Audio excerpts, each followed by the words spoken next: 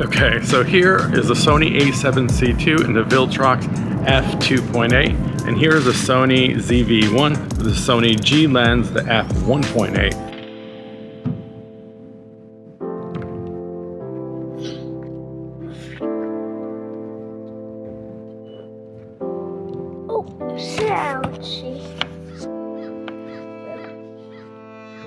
Okay, I resisted buying Viltrox 20mm f2.8 until now because I already own Sony's fantastic G-Series 20mm f1.8, which is easily one of my favorite lenses. So why would I pick up another 20 if I already have a perfect 20? That's a great question that I'm hoping my wife won't also ask me, but honestly, the super affordable price and compact size were extremely enticing to pair with either of my compact cameras, my Sony a7C II or my Sony ZV-E1. Yet I'm finding myself leaving it on one camera body over the other, and my main hope was to try and have one compact lens to take with me on my travels, and I now have been able to do that while not sacrificing quality and not regretting my choice. So I guess the real question is, how does this Viltrox perform, period? And what are the specific weaknesses or trade-offs that you'll invariably have with this budget lens? And there are some issues, but now after over a month with this lens, I have ample experiences with it, and I think I'm able to share that now. And also, how does it compare to Sony's 20mm in image quality and with autofocus? And that f1.8, is that worth the bigger size and price? And the results did surprise me a bit. So if you're shopping for a perfect travel lens, is the Viltrox worth picking up? Or if you know you want a 20, which one might be right for you? And with almost a $750 price difference, can you see that difference? I turned off dynamic stabilization on the ZV-E1, so we should be getting a similar framing as far as I think they're pretty much the same crop in active stabilization. I will be trying the dynamic just to show you what that looks like. Okay, so now I've got dynamic active stabilization on the Sony ZV-E1. So the 20 of the f1.8 G series looks a lot more cropped in than the Viltrox 20. Of course, the Sony a7C II doesn't have dynamic stabilization, but I just wanted to show you what that does with the cropping. That's why I don't mind having the 20 on the Sony a7C II as compared to the ZV-E1, because I usually use dynamic active stabilization and the 20 still feels a bit too cropped in. That's why I tend to use an 18 or wider if I'm vlogging. I put aperture priority on both cameras because it's been very overcast with the sun moving in and out.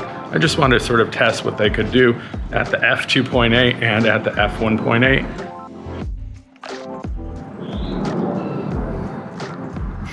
Sony a7C II and the Viltrox 20 and the Sony ZV-E1 and the G series f1.8. So what do you think? Can you tell a difference? So straight out of the box, I was sold, or I guess I should say resold since I already bought it. But I always find in these reviews, and this is not sponsored, I bought it myself, but in these reviews that if you like the focal length and the price, the next thing that you want to know is about the size. And it's hard to compare without actually personally holding it in your hand. So here's some comparisons. So you can hopefully get a better idea of what it will look like on and off the camera. And also next to Sony's 20. In general, the build quality is as you would expect from a lightweight budget lens, which is perfect for me. And frankly, I wish Viltrox used this material on their 16mm f1.8, as having all of that metal and that little LED screen is unnecessary for me, so much so that I didn't buy it, well, yet. And it's worth noting the design if you care about such things, but I do love how sleek it looks, unlike most other third-party lenses. Now, I never use a lens hood because I want it as compact as possible, but here it is if that's something you want to see. But I bought it specifically to pair with my a7C II to take as my go-to travel lens because of its size. Whereas speaking of third-party lenses that are aesthetically unappealing, but I am more prone to put Rokinon's 18mm f2.8 on my ZV-E1 because of the crop when you are in dynamic active stabilization. But Rokinon's autofocus is obviously not as good as the native Sony lenses, but what about Viltrox? So that's probably what I usually look for next, if the size and price is right, along with the look, is how is the autofocus?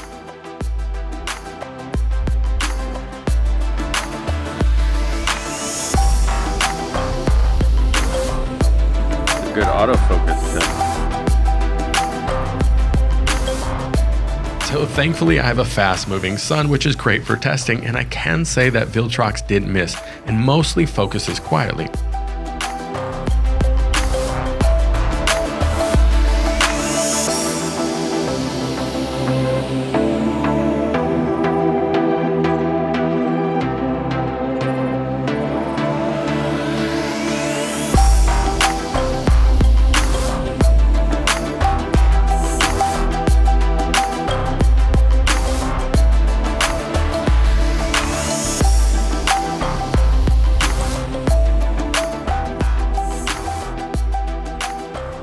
However, in this next test, it did miss once, but that could also be the camera, which has been known to not gel well with third-party lenses. This is what I call the wind chime test.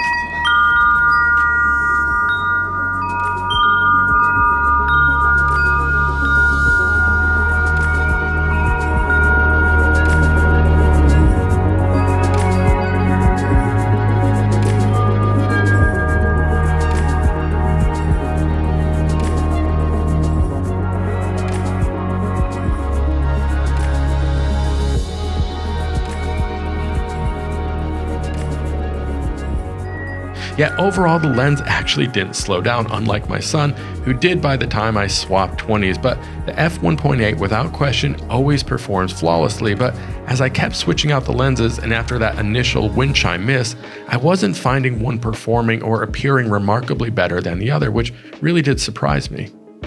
So within all these tests, you can probably see the depth of field difference, and in an ideal world, every lens would be f1.8 or faster, but is it a huge difference between f2.8? Now, having a blurry background is cool, but the main advantage of a faster lens is that it has more stops of light, so having a brighter lens may be more noticeable at night. Okay, so here we are at night.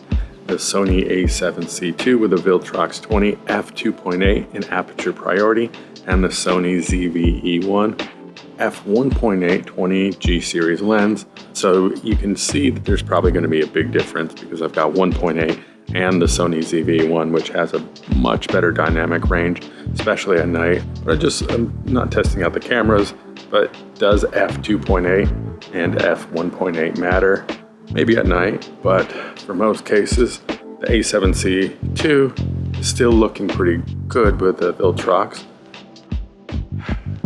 It's hard to say, but yeah, I am appreciating the f1.8, especially at night. So you can see you're paying $500 more, if not $600 more, and getting better low light performance. But other than that, for $150, it's a hard lens to pass up, the Viltrox. Okay. Another issue I've heard people bringing up with this lens is that there is no rubber gasket for weather sealing, so I do not recommend using it in heavy winds, rain, or snow, but a little rain I don't think will hurt. So this is a Viltrox 20mm f2.8, and it just started to rain. Now, this brings me to the main issue for me with a 20mm, which is not about the focal range by itself, but the focal range if you're vlogging and if you want stable footage. So for me, the best thing about the Sony ZV-E1 is the dynamic active stabilization, which crops in roughly 30%. So that 20 is now closer to a 26, whereas on the A7C II and really all other Sony cameras other than the ZV-E1 and now the A9 III, the best you get is active stabilization, which is a minimal crop, but shaky. So you are probably getting something like a 23mm, but for me, it still doesn't look great. It's way too shaky. So then you can use Catalyst Browse, which is fantastic and free, but you are punching into 26mm again, and of course, losing resolution along the way and losing that ultra wide lens in the end. So here is with no stabilization.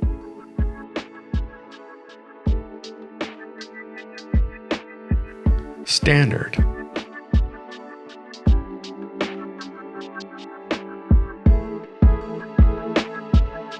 And active.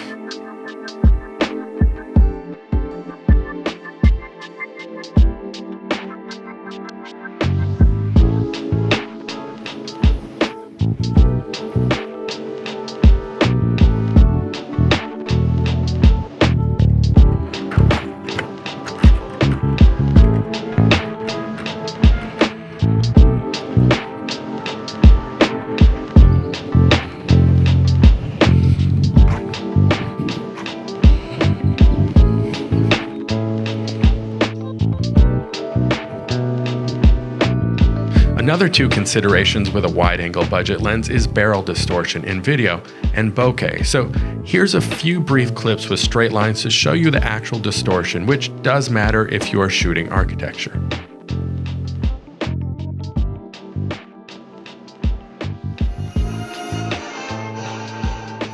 And with wide angle, you also have to be aware of how faces at closer focusing distances will get distorted.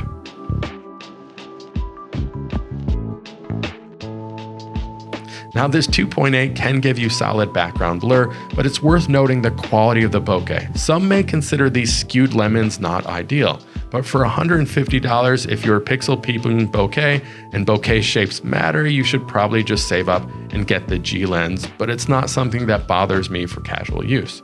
Now, really the main reason I wanted this lens is to be that one and done travel lens, and that's why I took so long with this review, because I wanted to actually test it out on the road, and I have been traveling a lot, and have tried multiple camera body lens combinations, trying to find that perfect size and performance, because whatever combination I take, it has to fit in my carry-on sling, so it really does have to be small, and this is that. So I recently hopped on a plane again and decided just to take one lens and one body, the Viltrox on the A7C II, and it did not disappoint me. That being said though, I now have my Google Pixel 8 Pro, which has both a legit ultra-wide angle lens and a telephoto lens, and I don't feel that need to bring multiple camera bodies or multiple lenses anymore, so this may be the perfect pairing with a Pixel as well.